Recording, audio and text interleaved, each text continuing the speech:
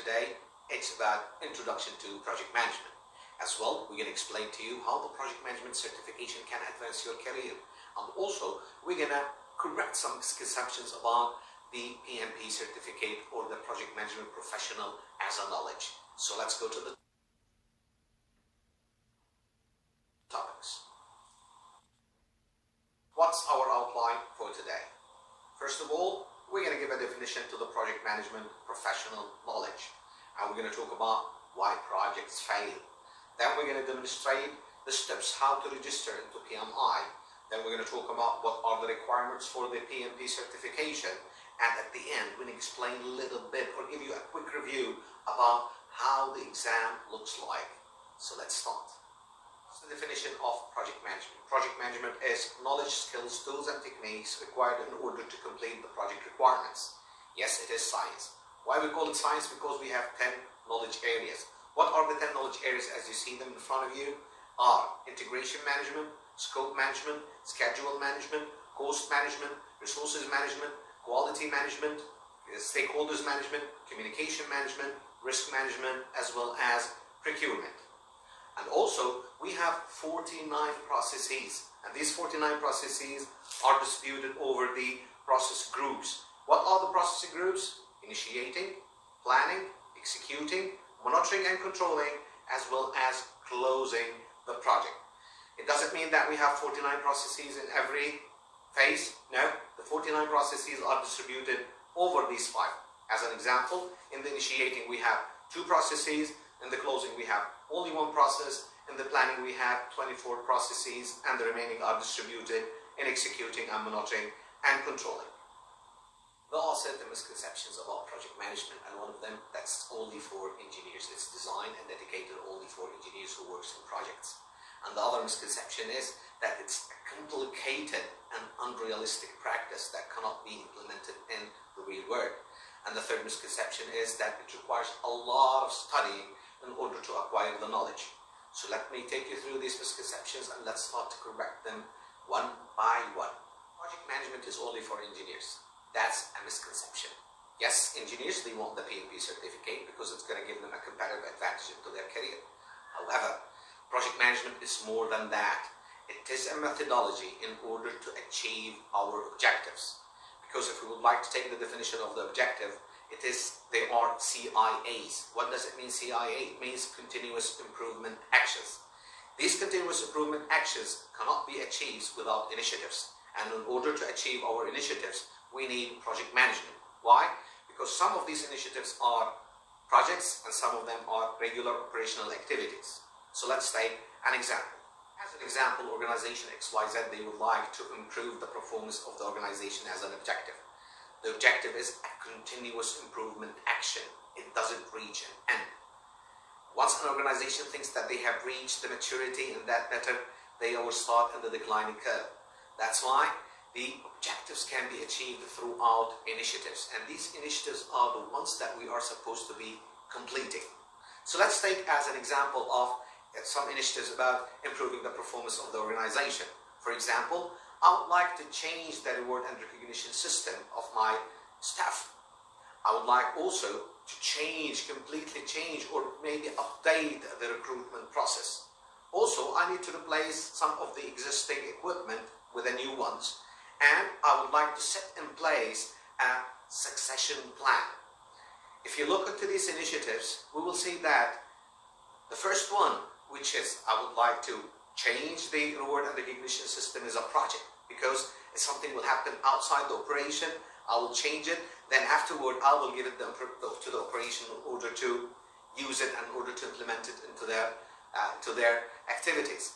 The other one is also project, which is I would like to update or upgrade or change the way I'm recruiting in order to recruit the resources that they will help me in my organization, more professional, more tech, more skilled. So this will be done outside the operation. Once it's completed, it will be pushed again into the operation. Replacing the old equipment with the new equipment is just a simple activity that the organization will do. So it's not considered as a project. And the last one, which is setting a succession plan in place, that's something a project has to be used in order, project management has to be used in order to complete it. So it will be something outside the operation, and then later on will be used in the operation. Hence, project management is not for engineers only. It's for every organization, for every person that he has objectives and he would like to achieve them throughout planning some initiatives. And these initiatives can be projects or can be just simple activities. So if he is planning certain initiatives that they are projects, he needs project management in order to achieve his objectives. The misconception is that it is a complicated, unrealistic practice and cannot be implemented in the real world. Maybe, yeah, because we call it science. Yes, it is science, and we said that previously, it's 10 knowledge areas, but I'm telling you, it's not complicated. It is difficult. Why it's difficult? Because if you go back to the definition, we said project management, it's knowledge, skills, tools, techniques that will be used in order to complete the project requirements. So there is certain skills that I have to learn. And that's where the difficulty comes. Because once you are planning to learn a new skill, this skill has to go into the learning curve.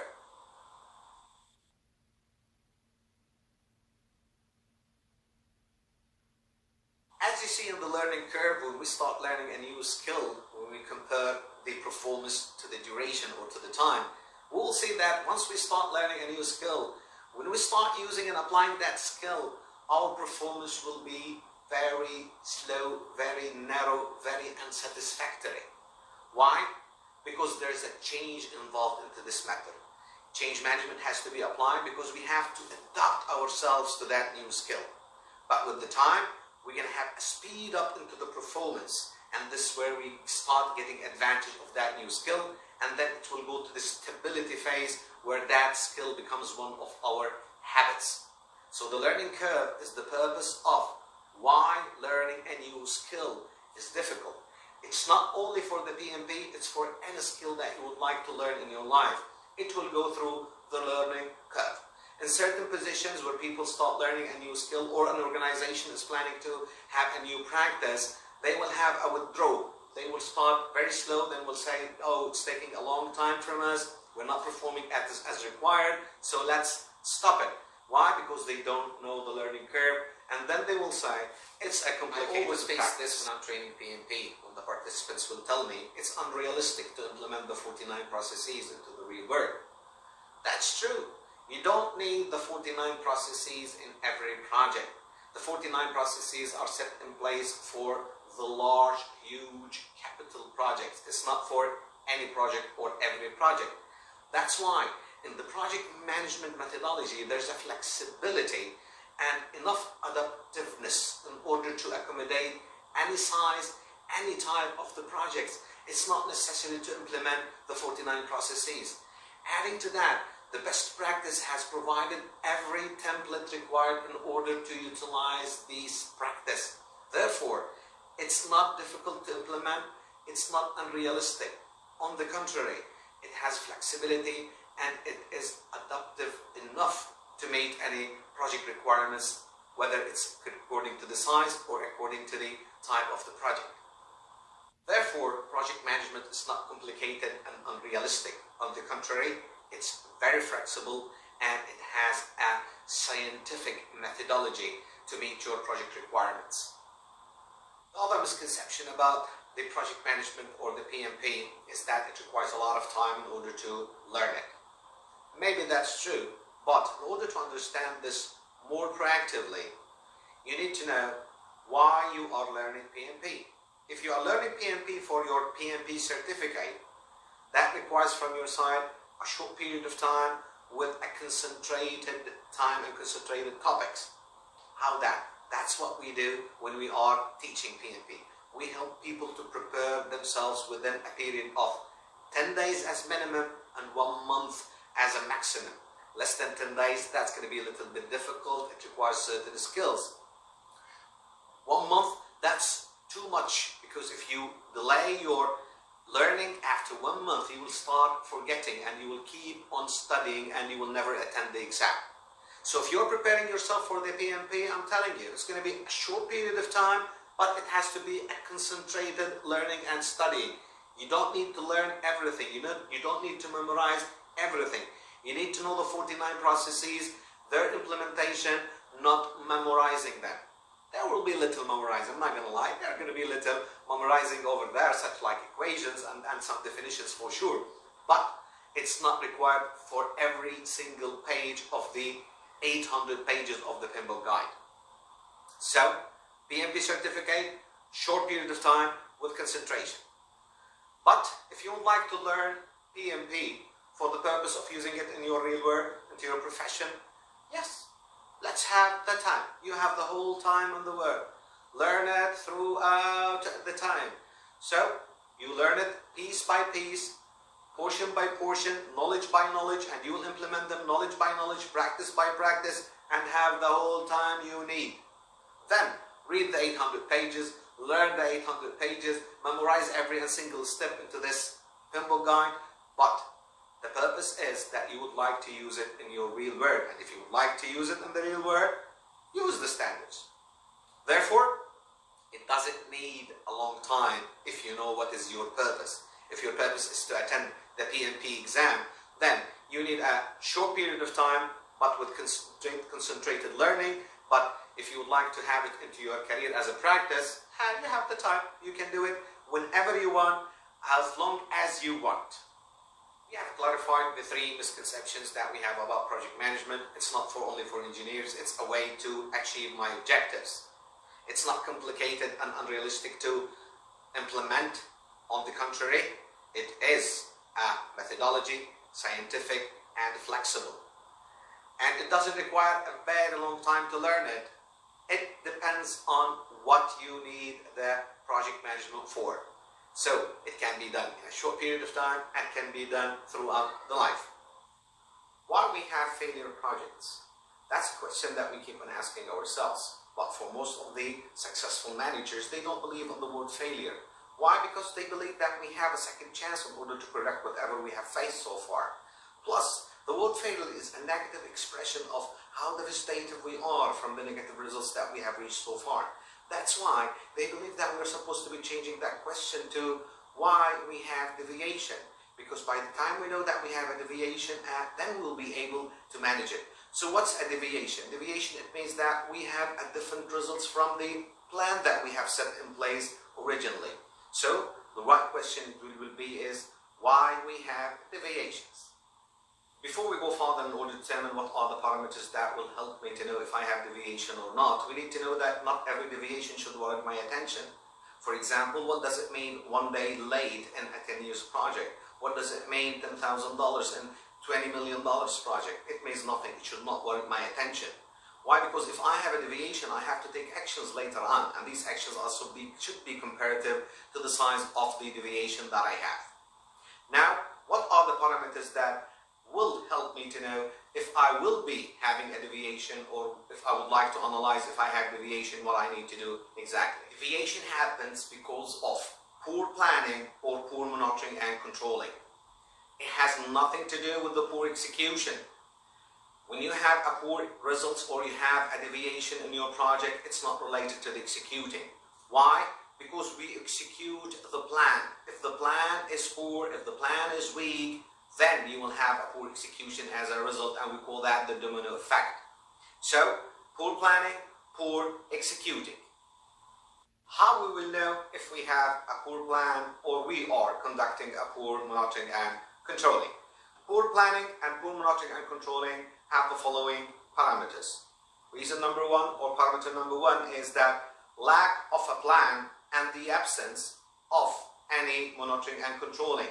So, in both cases that we don't have a plan or we are not practicing any monitoring and controlling activities within our project, within our business, then we will have a deviation. But in this case, we're not going to say that the deviation is different results from the plan because we don't have a plan in place, or different results from the monitoring and controlling that I'm practicing because we don't have any of them. Here it is, we directly will call it that we are facing problems within the project, or we are facing problems within our business, and that's because of the absence of a plan and the absence of monitoring and controlling. Reason number 2 of poor planning and poor monitoring and controlling is that we are doing less planning and less monitoring and controlling activities.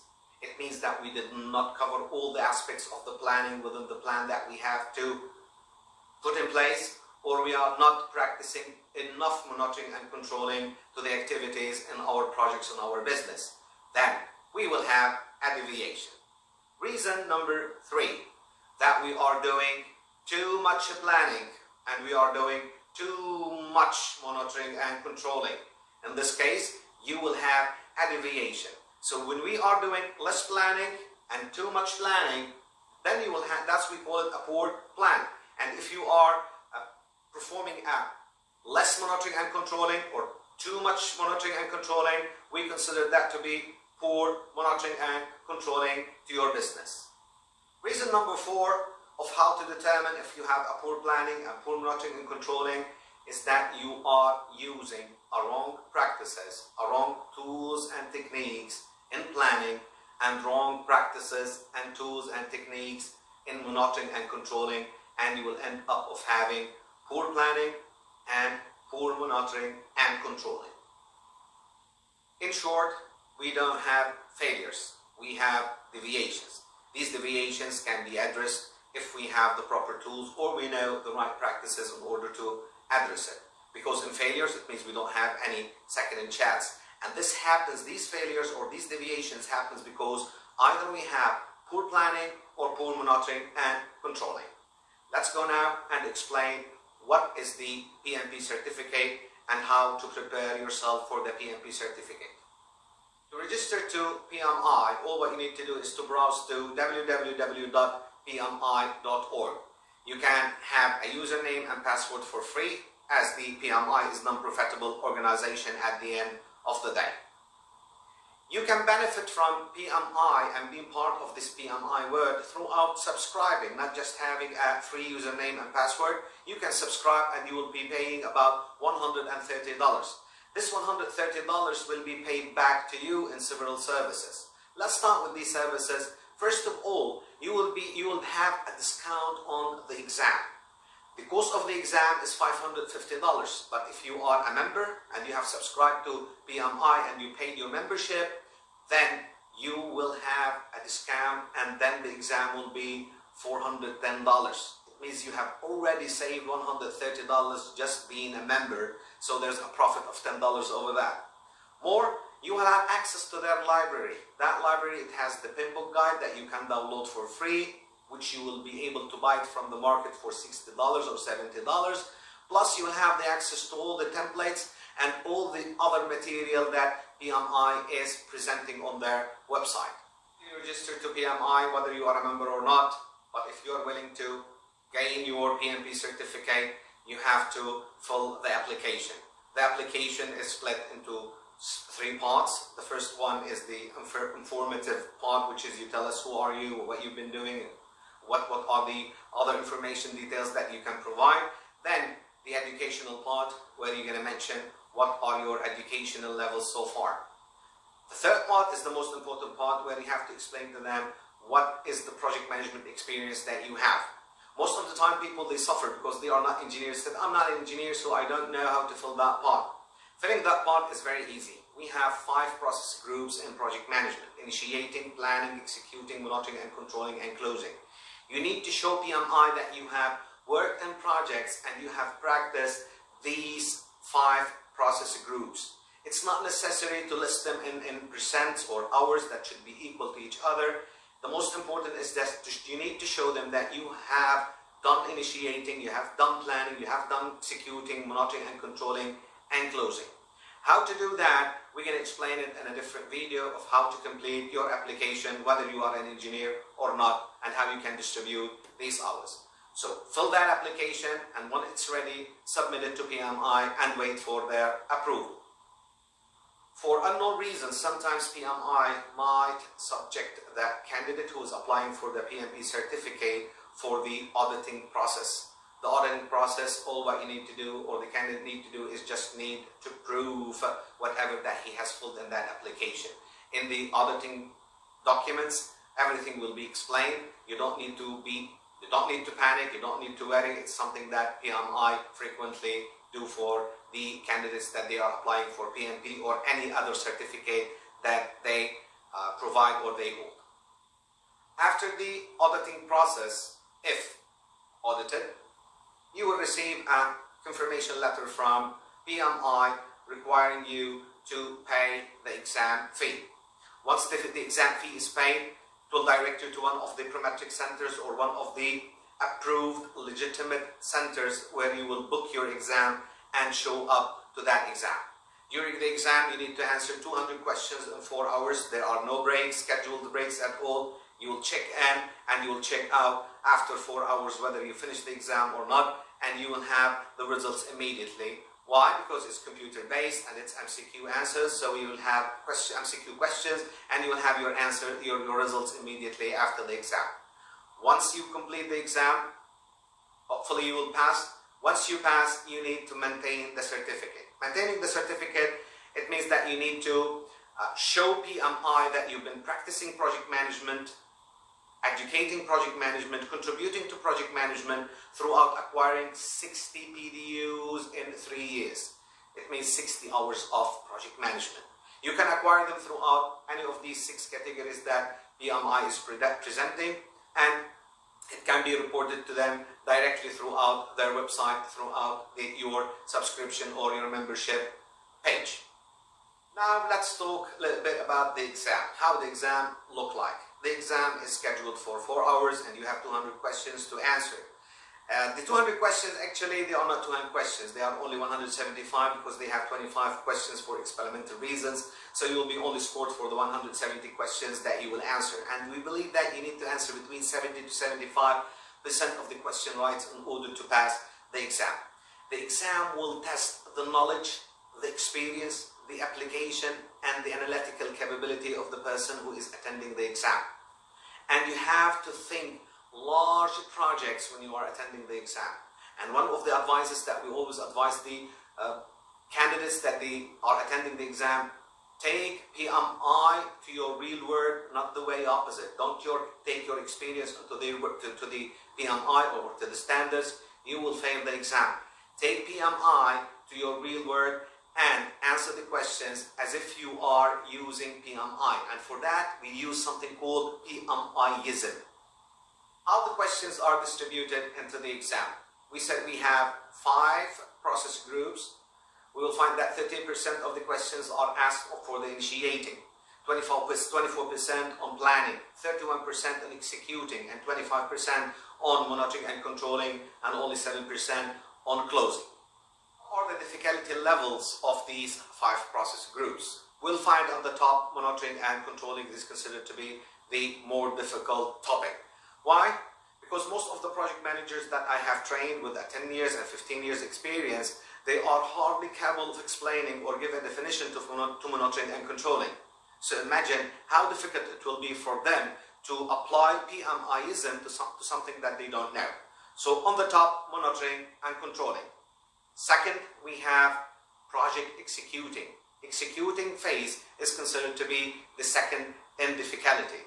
Third is the planning. Fourth is initiating, and fifth is the closing. We said that project management consists of knowledge areas, and we have 10 knowledge areas, and also we have difficulty levels into these knowledge areas. You'll find that the process management, the procurement management, and risk management are the top 3, and then you will have the integration management, time management, schedule management, communication, stakeholders, and the other knowledge areas are considered to be the less difficult parts. Why the 3 are considered to be difficult? Again, I'm telling you, it's difficult because there are certain new skills, new knowledge that you need to learn in order to be able to practice later on, and don't forget the learning curve as well. We have reached the end of our video, but that's not the end of project management with our channel. Subscribe, like, and click onto the notification to receive all the new videos. And make sure that you follow the links under this video as well to know how we can help you in order to prepare yourself for project management, or how we can help you in project management in your real work. Thank you very much.